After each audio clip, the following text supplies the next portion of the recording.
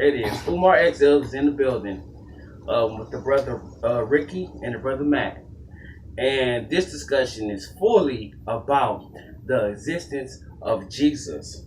No matter if he was mythological, no matter if he was a real person that walked this earth, or no matter if you praise him and worship him. Right now, we get into details and we gonna dig into his history or his historical facts per se. We finna dig into that. Okay, let me begin. Jesus. My first thing is, why is his name Jesus? How long have this letter J been around? We know throughout the Hebrew Bible, the Torah, it started with an I, like Joshua,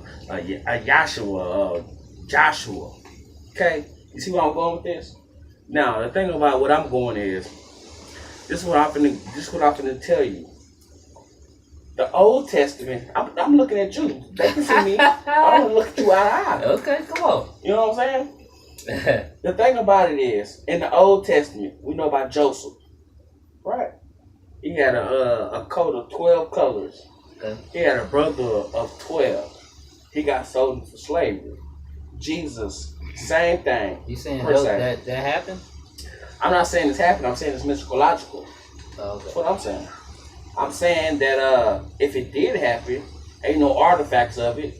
And me, I'm a firm believer. I'm going to say believer because that's what you identify with. I'm going to say I'm a firm believer of something that you can actually see, taste, and feel. I think that's one of your keywords, the last video that we had. And let me give you per se on why Jesus was deitized like he was. Yeah, we know that the Christians was persecuted, but we also know that the Christianity group was actually started as a cult. And we know what they do with cults in these today's world. And guess what? The laws of that time ain't really changed that much. It ain't really.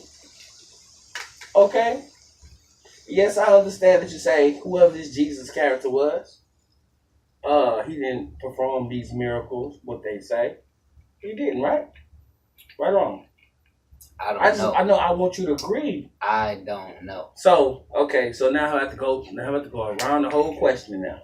I'm gonna just say one thing. You cannot feed 5,000 people with 2 fishes and 2 bread. Can I get a yes or no? Okay. The miracles, yeah. I'm gonna go, yeah, he didn't do it. No. Okay. He didn't do it. He didn't do it. So, my thing is, who is this Jesus that you're talking about? Because we have historians that actually refer themselves as Jesus. They actually went out and did these stunts to try to get the people. Matt, now name for me. We talked about this earlier. Vespasian. Mm-hmm. He did what Jesus did in the Bible, according to what he did in the Bible. He did that. Or he tried to do it. I'm waiting on my turn. Yeah, we're gonna get on that. Okay, that's one. No, are you saying no? Let me get on you. Are you saying that he did that? He tried to walk on water? No. Or heal the blind? No. I'm so not saying how you connected him with Jesus? Because they did claim he healed the blind. Okay. What I'm saying is, for as a person to worship you, for if you gave somebody some type of information about some type of person that's out of this world that you want them to praise, you would have to go along and do these type of miracles that person proclaimed he did and live up to the prophecies of that person. Now, let me get into the thing. We know about the prophecies, what they say. So, for a person to actually identify themselves or even to conserve themselves as a person to follow that type of understanding, they actually have to feel, taste, and hear. Okay? First of all, you have to hear first. And I'm not gonna say smell, but you have to see it for yourself for you to do. For you to be a follower or anything like that. Okay? And that's exactly what these people did. They went out and lived these type of prophecies. Like, I'm gonna give you, for instance, you got a lot of Hebrews and Christians say prophecies. Look at the prophecies that's going on right now. Ain't nothing changed. Ain't nothing really changed but the technology and our understanding of things. Yes, we have become more wiser than our ancestors. That's absolutely correct. Yes, we have. But these people in those days was more illiterate and dumber than us. They didn't have free will. They was like, hey, you either get down or lay down. Yeah, I agree. But now here's what I got to say about Jesus. Okay. But I'm gonna go in after you finish. I'm getting the symbolic meaning of Jesus. I want to hear what Matt got to say. But before Matt go in, I want to give you the symbolic. Finish going in. Okay, the symbolic meaning of Jesus. Jesus is what? Considered of what? Of God? According to the Bible, he's supposed to be the Son of God. The Son of God. According to the Bible, yeah. I can literally go outside right now. I stay by the coast. So I can actually, when the sun rises, I can actually go see the sun rise. And go see the sun walk on water every day if I choose to. Okay? All right, bro. Now, the Jesus in the Bible, I don't know his real, accurate name. Because he don't have a name. It's something that they gave him. But I just know for a fact we have at the least 100 years of people believing in it. Some guy who existed. Okay. They believed in some guy. 100 years. Let's go to Let's go to 30 AD. 30 AD. That's 3rd century, right? All right. No, it's first. First. Okay, cool. All right, and then let's go to 100 AD. That's 1st century, right? Yeah, that's still first. Okay. Pushing on the second. Okay. All right. So there we have a period of people being killed just for believing in some guy who they believed in to be some kind of Messiah. Okay. We got evidence that these people was being killed if they did not curse this man, if they didn't stop believing in this man, they got their heads cut. You don't get your head cut over a tooth fairy, man. Okay. Let me finish. You don't get your head cut for not believing in a unicorn. Okay. You don't do that. Okay. So it was some guy. So I mean, we had on planet Earth is millions of people right here in America. And out of these million people, you got at least 20 highly enlightened people. They're very knowledgeable and enlightened. Okay. Teachers. Matt, you damn near there. Alright? We got some very enlightened people. Very enlightened people. Alright? See. Teachers. They might look up to this man like that. Okay. And believed in his words. Before you go, let me finish. Okay. They might have damn near believed in this man so much. He was so very enlightened that they was willing to serve this man and get killed for believing in this man. Somebody walked the earth, bro. Some people, you don't kill people, bro, for 100 years. Let me ask you a question. Over a tooth fairy. Let me ask one more question. I'm just asking one question, then I'm gonna go. So, in like, what part of the story do you think is true? The part where he existed. I mean, the part where the part of the story where I think is when he was in the temples teaching people to abide by the law in Leviticus. Okay. That part was true. That's the Old Testament, right? No, that's the new. Okay, cool. So the part where he was in the temple teaching people to follow these rules in Leviticus, that was true. But the part where he walking on water, the part where he feeding people off 2 loaves of bread, trash it. Yeah. Somebody existed though. Yeah. Okay. Well, I'll say this, and I'll try not to be too long-winded about it. Go ahead. But it's one of those, in my opinion, it's one of those conversations that have so many elements going on. Sometimes you gotta have to try to slow the conversation down and break it down piece by piece. Now, the one thing I'm glad that we all can agree on here is that nobody was born from a virgin woman. No. That God came and impregnated. So right there, we have to take a real good look at the Jesus story. If his birth start off like that, then we know it's starting off with some mythology, and it's gonna be some mythological aspects down the road. Yeah. You know, so the story is going to be suspect from that. So one thing I personally feel like you have to do is you have to look back into that time period in history, see what was going on, see what was being written, and see what was being said. Now, my ultimate theory on the Jesus is I think that Jesus is a composite of more than one individual and more than one mythological character. Because again, just from the being born of a virgin who got impregnated by God, we have to understand that it's some mythological aspects being thrown in the mix. Now, are those mythological aspects being superimposed on a real life individual? I think that they are. And I also think that individual that those mythological aspects are being superimposed on, I don't think the guy was a Hebrew. Now, at that time, you did have, what's interesting about it, Ricky, is at that time from like 66 AD to 70 AD was that Jewish revolt that ended up with the temple being destroyed. Okay.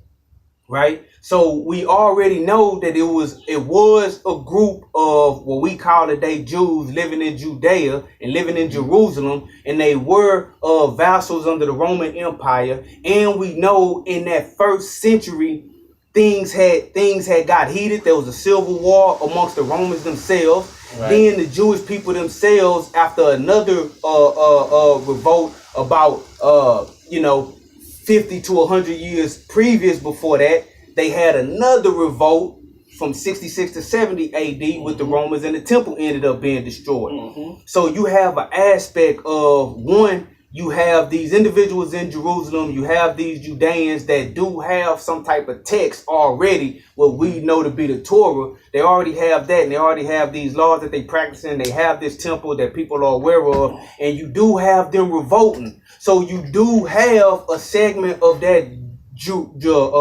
that Jewish population from Jerusalem and from Judea that was going toe to toe with the Roman government. Yeah. Right? And so to tie into what Umar was saying, when we try to figure out where did some of this mythological stuff that got superimposed on this guy come from, when you look at, or when you ask the question, all right, so who was the Roman emperor when the temple got destroyed? Vespasian, right? Vespasian. And so then when you start looking into some of them contemporary sources, when they tell you about Vespasian and you learn a little bit more about him, you find out that not only when he became the emperor of Rome, he became the emperor of Rome kind of by sheer military might.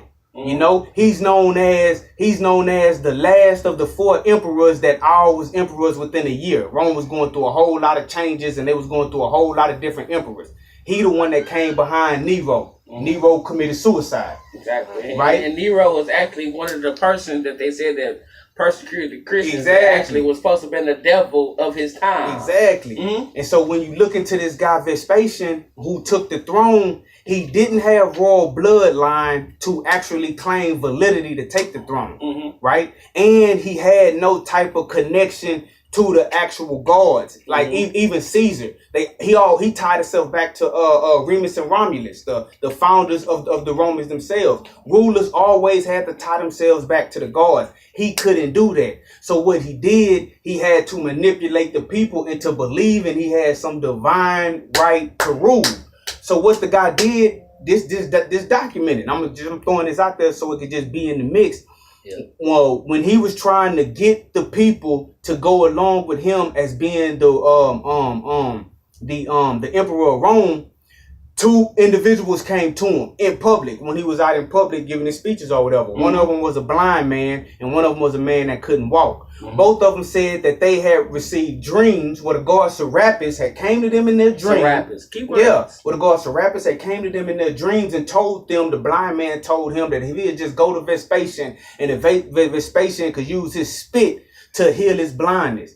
And the other guy said that Serapis had told him in the dream if Vespasian's healed, if he's healed, could just touch the man, then he'll be able to walk again. Mm-hmm. So Vespasian, how the story goes, he didn't want to do it, but his friends and the people around him, his followers, they convinced him to do it. And so he went on and tried it. And lo and behold, the dude was healed of his blindness, and the guy was healed of his of him being lame. He was able to walk. You know, and so that's what Umar was talking to when he was tying in the revelations that was placed on top of this guy. Yeah. Was even so told about it. This same guy went to Judea to consult the oracles there about his future as emperor. Mm. You know, so I think, and I'm not gonna take up all the time. I know I'll get my chance again. This Jesus character, since you do have the mythology, and then you have the mythology placed into a real live historical setting, I think you have to look at it from them two lenses, historically, and you have to look at it mythologically, because this guy Vespasian trying to claim divinity and this connection to Serapis and healing the blind to become the Roman emperor, it will be in his best interest as well to usurp the people that's revolting. You got to put down the revolt. Right. So how do you put down the revolt? You usurp whoever one of they leaders could have been. It was several Jesuses.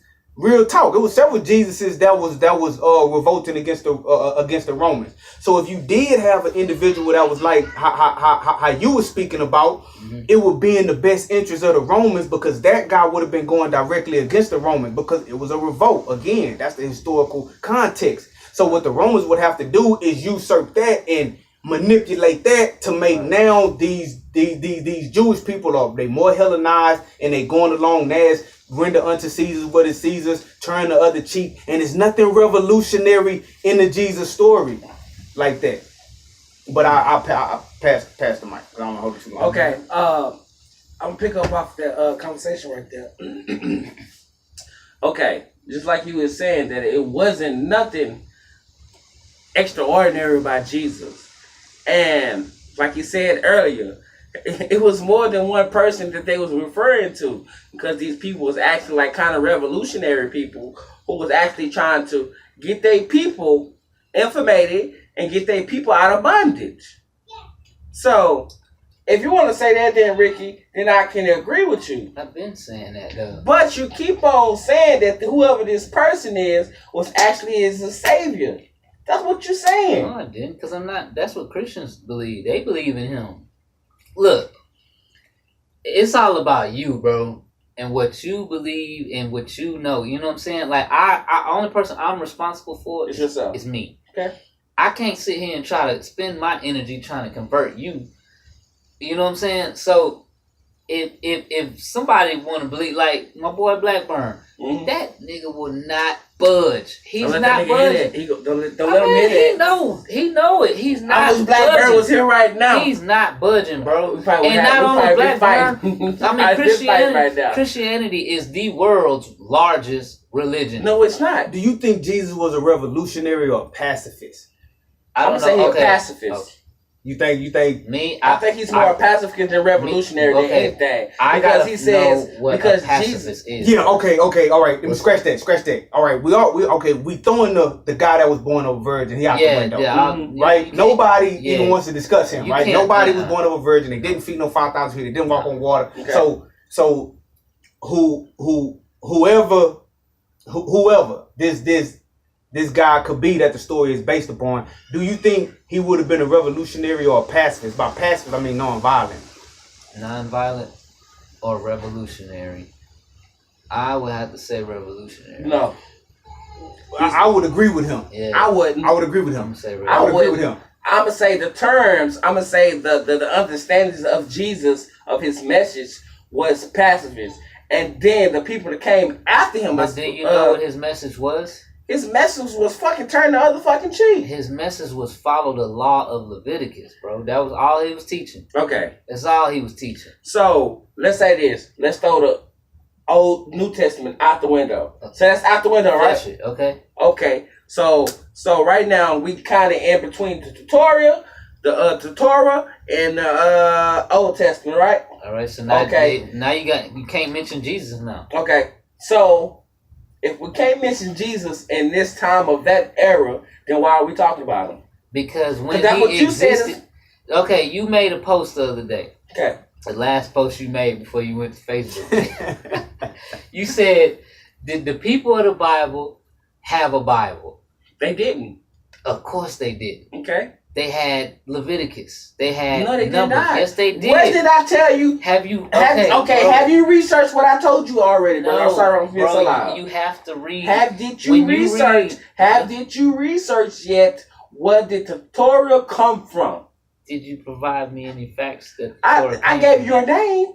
You told me the Pentateuch. Yeah, but the Pentateuch. All right, right. It's a book of law. But check this out, bro. It's a book of law. All right, that's outside. Let's stay. It's not outside. Let's focus on what we're talking about. Okay. If you read from Matthew to Revelations, okay. If you read it, let me talk, bro. Okay. If you read it, if you take the time and just read it, and you will see what Jesus was saying. What was he saying? He was. I thought it was in the Old Testament. Well, I mean, we gotta use the Old Testament because. But he's keep on referring to the what?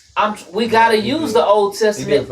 Now we did go to the Old Testament. You know what I'm saying? Okay. I'm trying. So you telling me Jesus was? He was reading from the Old Testament. So that means he was giving people. Wait a minute. So wait. Okay. Yes. So you don't believe there was no Old Testament? I didn't say that. You don't. No, I'm not talking to you. I'm talking to him. Okay. No, because he said they had Leviticus. Yes. When you think he said that, not me. That's what I'm saying. So when do you think Leviticus came on the scene? Exactly. So that's your question, not mine. Yeah, but both of y'all, really. I'm trying to see. I can't give you an exact date. Well, I don't know. Just say before this time. Oh, it became before Jesus was supposedly born. He's saying that the Leviticus is a book of law. It is. That's what Leviticus means. It ain't no creation story in the book of law, right? No, that's Genesis. Okay, let me give you a common understanding. How these Europeans came over here and emasculated us and what's the name? They came with a book of law, which actually the same thing as let me finish. Was like a passport. It's a passport. So you come with a book of law. White man. No. Yeah. So when did Leviticus come on the scene? I'm trying to. So he brought that up. I didn't. Oh, when Leviticus came on the scene, I don't know the exact date. But I just know you one saying thing. It was definitely there in the first century AD when Jesus was supposed to have. Yes. You saying that's what I'm getting to, and you saying that there was no Leviticus in the first century AD. I gotta disagree with you on that, bro. Omar or him? No, Omar. That's cool. You don't think it was no Leviticus? Well, you don't think it was no Genesis in the first century AD? No. What? No. What was they reading? Because we know if we're gonna deal with Genesis actually come from but some a new era. You got to think about all these other books that has been taken out for a political agenda. You have to think about the book of Enoch, the book of Jasper. Do you think any of that was written before the first century AD? I'm not gonna say it was, but I'm gonna say that this is my thing. Why take it out? Why only include these 27 books, which is Matthew, Luke, John? That's when the Romans got it. They was like, man, let's take this out. Okay, let's take that out. So what you telling me? And then we're gonna make a Bible, and then let's make copies now. Okay, let's start making money. So what about these other books? Because these other books don't even speak about no law. They speak about. Yeah, they do. No, they do not. Yeah, they do. So the book of Enoch speak about the Bible. I know the book of Maccabees does. The book of Maccabees. Yeah. Do you know who Maccabees is? No. We discussed that earlier. But I know in that book you can see law. The Bible from the beginning to end talks about law, bro. How? Which Bible? Do you read it? Which? No, I don't read that trash. All right, so if I admit that to you, I don't read that trash. If you read, that's what I'm saying. Why do you say it was no type of Hebrew scriptures before the first century? Like, why do you say that though? Okay, why? Why do I say that? I mean, why do I say that? It's because we know that wasn't no such thing as a Hebrew. A Hebrew was only a language. It wasn't no people. No, but I'm saying just some of those texts. The saints, for instance, in the Bible as of today, or what that we know for was in like, the Bible. Okay, like Genesis. Man, okay. if we look up Genesis, now they not going to say it go back to the time of Moses, for sure. Well, they say, but they're going to at least put it in BCE. At least they're going to put it in. Well, my thing is because it was an agenda. I mean, in we know it was an agenda. Let me finish. Can I finish? Go ahead, bro. It was an agenda that they had that we know who wrote the Bible. The Greeks. That's who wrote the Bibles. It didn't turn into Greek until you got into Matthew. Okay. It was all Hebrew from Genesis to Malachi. Okay. And then after that, it got into Greek. Okay. To Malachi is but they actually got texts that date back to the BC, fam. Okay. I understand that. But my thing is, we know for a fact that everything that we have today dealing with the Bible is basically political. It's political. But that don't negate when it was written. Is what I'm saying. Okay, but if you saying I don't think we can say that they didn't have nothing in the BCE. I think that okay. Yeah, they got some of the Dead Sea Scrolls date back to that Let's time. use common sense then. How many of these people who we're talking about actually could read the Bible? At that time, bro. Majority of people. Let me answer. Okay. At that time, it was a lot of illiterate people, but the ones who could read, they were the teachers. Okay, cool. So now let's bring up Vasquez, who you talk about, Pani, and all of them. They put that in their own words. Okay, can you show me any just evidence? Just like Muhammad did. Can you tell me who did it and where and when? I really can't pinpoint well, then that. It's not true. Nobody knows that. Am I lying? It's not true. Well, then you telling me, of course, you telling me that the Bible is not true. I didn't say that. Because you cannot pinpoint any of these authors. If you can't show me your information or tell me when it happened, it's not true. Okay. But can you tell me? You should be able to duplicate a fact, bro. But can you pinpoint any of these people that wrote this before it became the Bible? Can you do that? Pinpoint what? Whatever we talking, Mark, Luke, John, damn their names. It doesn't matter. I'm telling you. Listen to me. Listen to me. Damn their names. Listen to me. Somebody wrote them. Okay, you saying somebody, so that means you can't pinpoint just like I can. So we actually in agreement. But we got letters that's in the Bible that match up with history. By who? With history, bro. By who? A guy named Paul. He said a guy named Paul. Or somebody. You got 13 letters that match up with history, and then you see both sides of the fence, bro. Pliny, you see Pliny on the Roman side, and you see the author of the 13 letters saying the other side. That's fact, bro. And you can't debate that because you said on camera that it happened.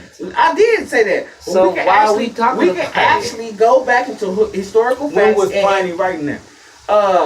Actually, I don't know. But let me finish. We actually can go. Let me finish. I can tell you. I can answer that question. Okay, well, answer. Pliny wrote that. Pliny died in like 113 AD. So his letters had to have been within that time. It had to have been between 80 and 113. Now, historically, what was going on at that time? That guy was killing believers and whoever that guy was. No, it was not. But okay, but we just... No, it was not. All right, remember what we were talking about, what just happened in 70... It was Christians going against Christians. What happened in 70 AD. It was Christians going against Christians. With the revolt. The revolt. Jerusalem getting sacked, the temple being burned down. Mm-hmm. You see? So, and... What I'm gonna throw into the pot is these little pockets and these little groups. And to me, they had to have been Hellenized Jews, and they had to be getting their ass kicked because they had some type of ties to that damn Judaism that was getting routed. Yeah. They was getting their ass routed out the empire. Mm-hmm. And that's why, in my opinion, that's why in some of those letters you see them trying to distinguish themselves like, we don't follow no damn Jewish law. Right. We something totally different because individuals that was following that Jewish law that's what Christianity was part of that came about. Hellenism. Yeah, to me, Jewish Hellenism. It was Hellenized Judaism. That's it. You know this already. We know what the Hellenized Judaism. Christianity and Judaism and Islam. So I think that's why that strange cult. I think that's why they primarily were getting it because of the ties to this Jewish faith. It's a cult. And my thing about it is, we know what they do with cult leaders today. They either kill them or impersonate them. Right or wrong? Right or wrong?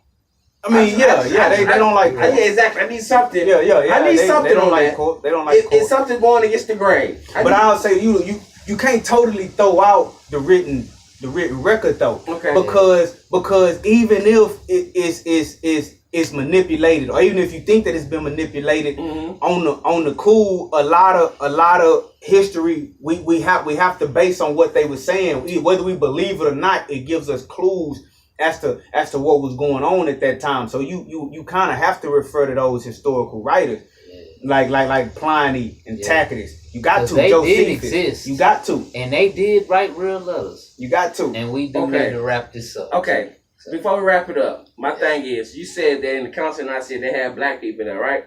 There was Africans there, yeah. Okay. So what happened to their letters? What happened to their letters? Nobody wrote letters in the council. That was a debate. Are you crazy?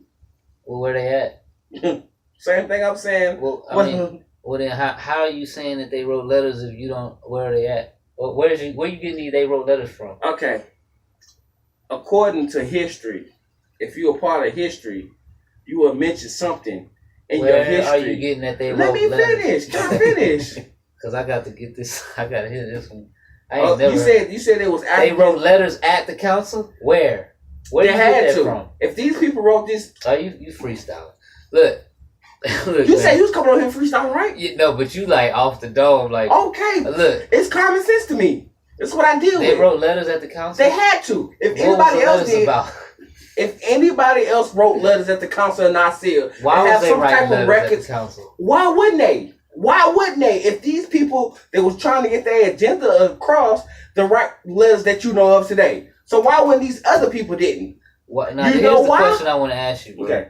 Why were we having a debate over somebody who didn't exist 300 years after he supposedly... Because we know, for one, the Council of Nicaea... Why are we having a debate about him in 2018? And why are we not debating about a tooth fairy? For what? Answer that one. Well, how come we're not debating? Just say yes or... Just give me an honest answer. Why are we not debating over a tooth fairy? You know why? Because the culture that we live. Why are now we can go somewhere else, but it's... I'm going to tell you the answer. Let me finish. Because a tooth fairy don't exist. Let me finish. It don't exist. We can go to where the tooth fairy culture come from, and they still over there debating that today. Do you think Zeus is real? Do I think Zeus is real? Who you talking to, me or Ricky? Yeah, Ricky. No. Okay. Do you think people worship Zeus? They did. Do you think they worship for a long time? I don't know the period. All right.